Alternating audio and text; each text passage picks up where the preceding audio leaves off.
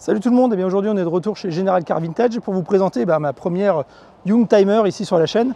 Alors on est dans la suite logique de ce que je vous ai déjà présenté jusqu'à maintenant, c'est-à-dire les R8 Gordini, les R5 Alpine Turbo, et bien maintenant il fallait bien que je m'attaque à les R5 GT Turbo. Alors même si sur le papier ces deux voitures sont sensiblement identiques, puisqu'on a ici le même moteur, le 1,4 litre Cléon fonte avec un moteur turbo, 110 chevaux pour celle-ci, 115 pour celle-là, et bien vous allez voir que ces deux voitures sont totalement différentes. Alors plutôt que de vous proposer aujourd'hui un essai bête et méchant de cette voiture en faisant un tour auto et puis une petite balade après derrière pour illustrer tout ça, eh bien je me suis dit que ce serait pas mal de vous faire un comparatif entre ces deux véhicules. Alors bien sûr, celui-là, vous l'avez déjà vu sur la chaîne, je vous ai déjà fait une vidéo là-dessus il y a quelques semaines pour ceux qui suivent assidûment la chaîne Aeroauto. D'ailleurs, je vous remets un petit lien ici qu'il ne faut pas hésiter à aller suivre. Et puis on va aller faire un petit peu le tour de ces deux voitures pour voir qu'est-ce qu'elles ont en commun et qu'est-ce qu'elles ont comme point de différence. Alors bien sûr, pour refaire l'historique un petit peu de cette voiture, la R5 Alpine Turbo est arrivée à peine quelques semaines avant la première Golf GTI, qui a créé un véritable phénomène sur le marché, puisqu'elle a créé carrément un nouveau segment, le segment des GTI, des petites bombinettes pas chères, accessibles et surtout performantes. Mais malgré ses qualités, elle n'a jamais pu rivaliser vraiment avec la Golf GTI. Et avec l'arrivée de la 205 GTI, la première du nom, la 1,6 litre 105 chevaux sur le marché, elle a carrément été oubliée. Alors pour ne pas rester à l'écart sur ce marché en plein développement, Renault a décidé de confier sa Super 5, dont le design avait déjà été créé à Gandini. Donc ils ont redonné la Super 5 à Gandini pour en faire une version ultra sportive, qui sera cette R5 GT Turbo. Alors bien sûr, comme sa petite sœur, elle a un design qui est beaucoup plus acéré, mais aussi beaucoup plus sportif. On retrouve à l'avant un bouclier, certes beaucoup moins englobant, mais plus design, plus taillé à la serpe. Il reprend bien sûr des anti-brouillards à l'avant. Les clignotants, cette fois-ci, vont migrer sous le phare avant. Un phare qui est d'ailleurs beaucoup plus carré, beaucoup moins arrondi que sa devancière.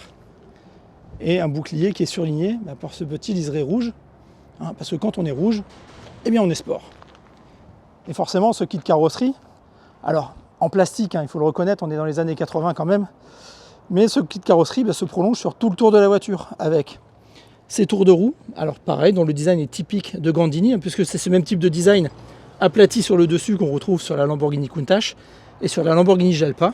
Oui, il y a des références au Lamborghini dans la R5 GT Turbo. On retrouve également un bas de caisse qui court tout le long. Et ensuite, toujours pareil, des encadrements d'arches de roue avec une petite référence à la R5 Turbo 2, puisqu'on retrouve cette pseudo-aération qui est censée faire référence à la championne du monde des rallyes qui l'a précédée. Et le bouclier arrière, bien sûr, continue avec cette grille qui, elle aussi, est une fausse grille, mais qui fait référence à sa devancière, la R5 Turbo 2. Et bien sûr, on est dans les années 80. Quand on roule en GT Turbo, on veut que ça sache. Alors on met ça en rouge, parce que rouge, ça fait sport.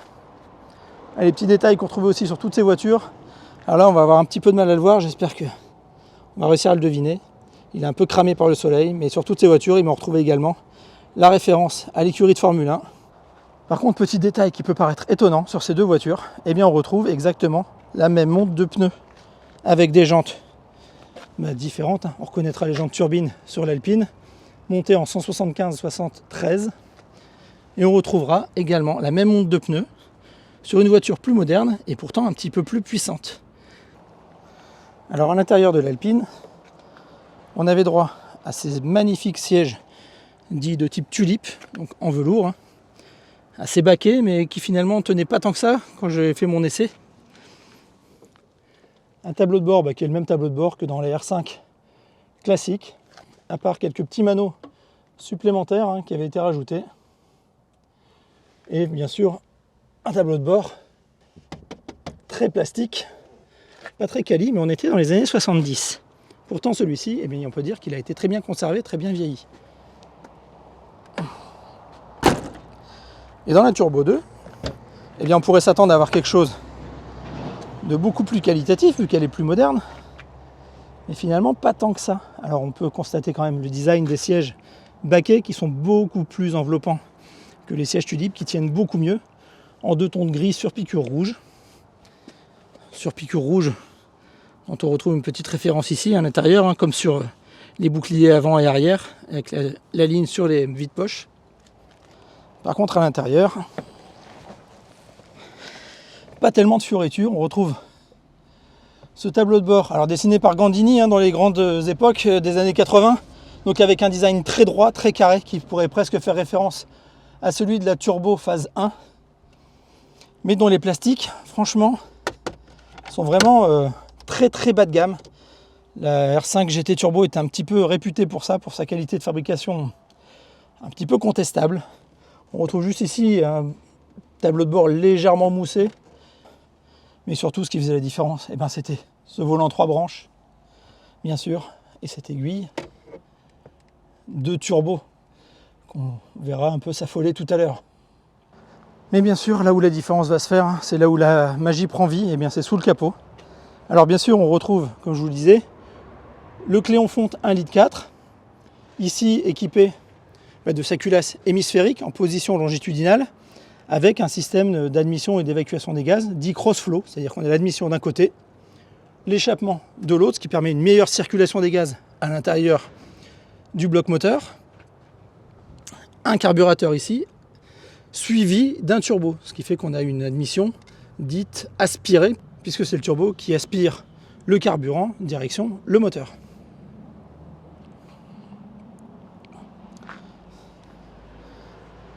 Et avec la R5 GT Turbo, on retrouve ce même bloc 1,4 litre. Alors il est bien caché sous tout un tas de durites, mais cette fois-ci le moteur est en position transversale.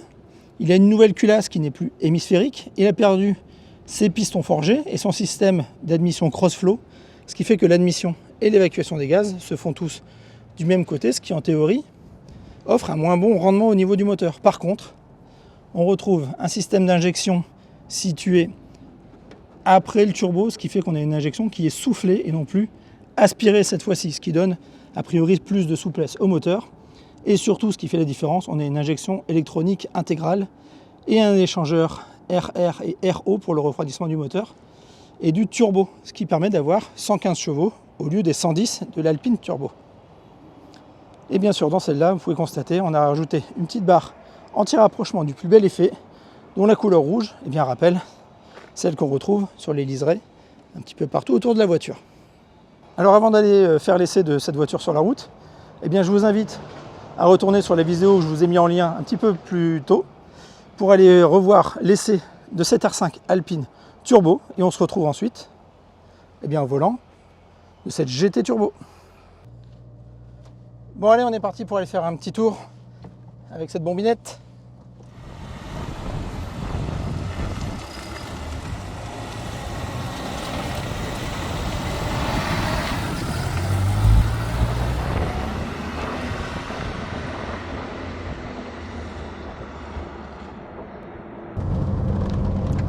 Bon allez, on est parti. Comme d'habitude, on prend toujours cette petite route au départ qui est un petit peu chaoteuse. Et tout de suite, par rapport à l'Alpine Turbo qu'on a essayé la dernière fois, on se rend compte qu'au niveau amortisseur, on est quand même beaucoup mieux filtré. Même si on entend toujours les petits bruits de la caisse, les bruits d'accastillage. On l'a déjà dit, mais cette R5 GT Turbo, elle n'était pas tellement réputée pour sa qualité d'assemblage. Elle était plus réputée pour son moteur un petit peu rageur, même si pour l'instant on va y aller tranquillement parce que elle est encore un petit peu froide, on ne peut pas lui taper dedans.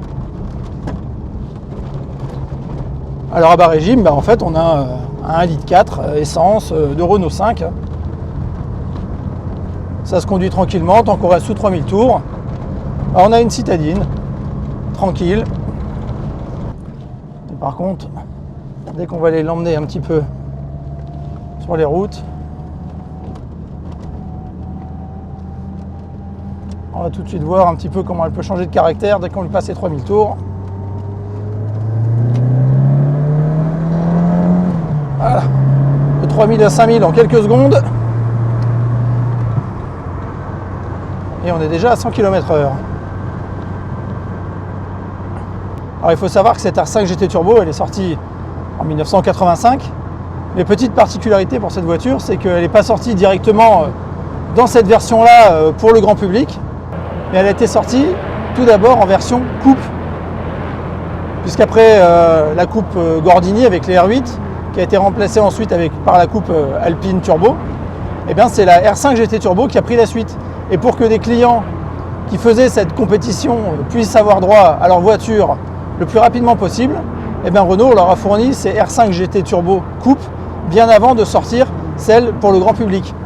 Alors il faut savoir que les R5 GT Turbo coupe, elles n'étaient pas tout à fait comme celle-ci, puisque forcément pour la compétition, elles étaient complètement vidées, allégées.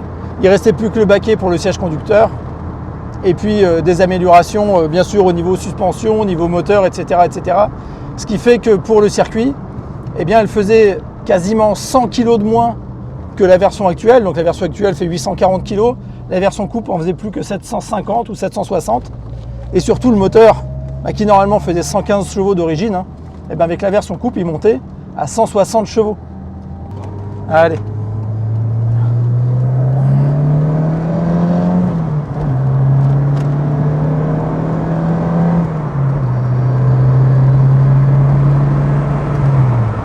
Et 110.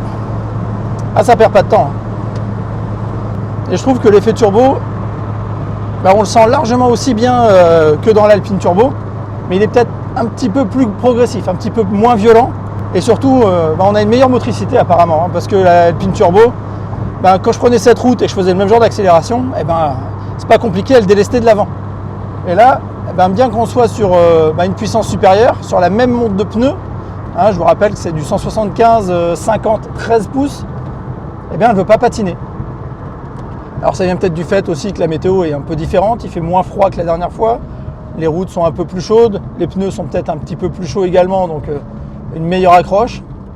Mais en tout cas, j'ai pas eu les pertes d'adhérence et les rebonds sur la route que j'avais pu avoir avec l'Alpine Turbo. Alors bien sûr, cette voiture par rapport à l'Alpine, elle est plus moderne, elle est plus confortable, on va dire, donc c'est un petit peu plus agréable à utiliser au quotidien, même si on a quand même des bruits d'accastillage, etc. quand on roule sur des mauvaises routes. Sur une nationale comme ça à 90, finalement on est pas mal, on est bien assis, c'est confortable, le bruit est raisonnable. Le moteur, là on est à 2500 tours, ça tourne tranquillement, il n'y a pas de bruit dans l'habitacle. Mais on sent que la moindre impulsion sur le volant, c'est bien guidé parce que tout de suite, on a la réponse. On n'a pas de temps de latence, on n'a pas de flou dans la direction. On sent que le train avant, il est quand même assez incisif. Bon, je ne sais pas si vous le voyez à la caméra, je ne suis pas sûr qu'il rentre dans le champ, mais comme d'habitude, j'ai mon fils avec moi qui vient se balader pour faire des petits essais en sportive et qui me pose une question. Il me demande à quoi ça sert ça, ces petits appareils qu'on retrouve ici et ce petit voyant qu'on a sur le tableau de bord. Alors ça, je suis sûr que vous avez la réponse, moi je l'ai, mais je vous laisse lui donner votre réponse dans les commentaires. Bon, allez, maintenant qu'elle est bien chaude, on va l'emmener sur son terrain de jeu préféré.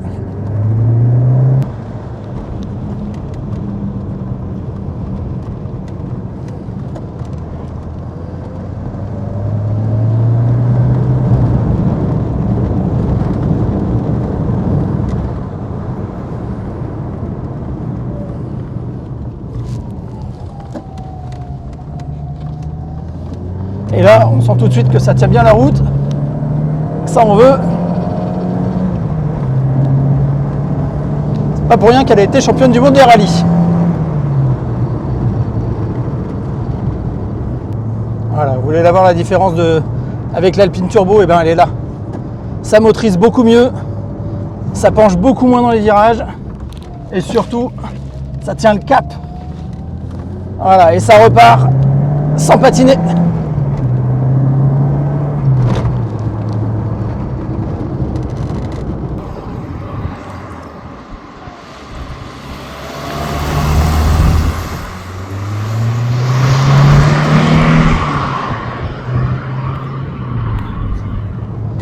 Et c'est là où on va vraiment voir la différence avec celle à laquelle elle succède, avec l'Alpine Turbo.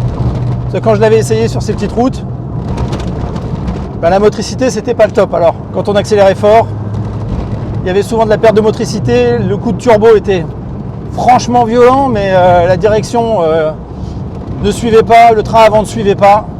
Sur les routes caouteuses comme celle-là, ça filtrait pas bien du tout. On avait des bruits qui remontaient dans l'habitacle, le train avant qui sautillait. Mais alors avec celle-là, eh ben on est à l'opposé de ça. D'abord, ça filtre beaucoup mieux les aspérités. Le turbo est quand même s'il reste violent en 3000 tours, hein, quand même beaucoup plus souple d'utilisation. Et surtout le train avant, eh ben, il reste méchamment mordant. Là pour l'instant, depuis tout à l'heure, j'ai jamais eu aucune perte de motricité. Je relance, ça repart tout seul, mais avec un petit peu de progressivité quand même. Et malgré les aspérités de la route, eh ben, le train avant reste diablement incisif. Et c'est là qu'on comprend comment ce genre de voiture a pu obtenir un titre de championnat du monde, un titre de champion du monde pardon, des rallyes en groupe N. Parce qu'il faut l'admettre, hein, elle est sacrément efficace. D'ailleurs, c'est ça qu'on retient dans cette voiture, hein, parce que j'ai déjà dit, je me répète, mais elle n'a jamais été réputée pour sa qualité de finition. Les sièges qui ne duraient pas longtemps parce que les tissus s'abîment très facilement. On sent d'ailleurs que c'est un petit peu léger. Hein. Les plastiques, bon ça aussi je l'ai déjà dit, hein. C'est un peu toc. Mais alors, le moteur, il demande que ça. En tout 3000 tours, il n'y a rien, mais alors dès que le turbo charge,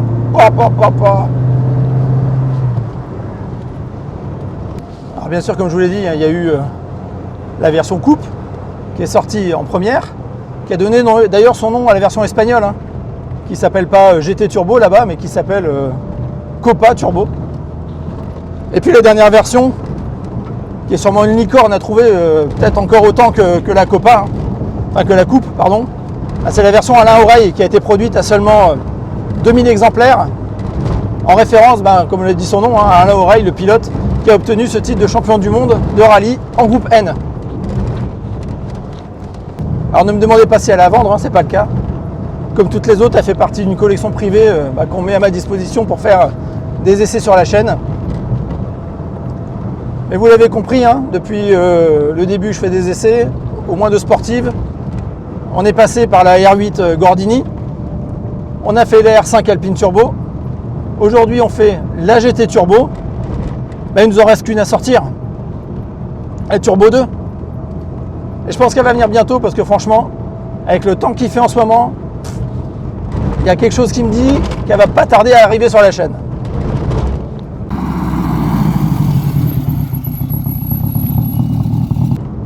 Alors bien sûr, hein, si vous ne voulez pas la rater, vous connaissez la manœuvre. Hein.